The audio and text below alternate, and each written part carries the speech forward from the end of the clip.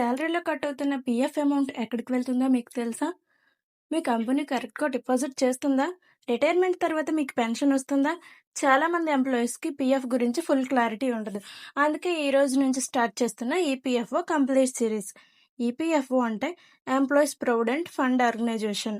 ఇండియాలో private employees future secure చేయడానికి government create చేసిన ఆర్గనైజేషన్ ఇది.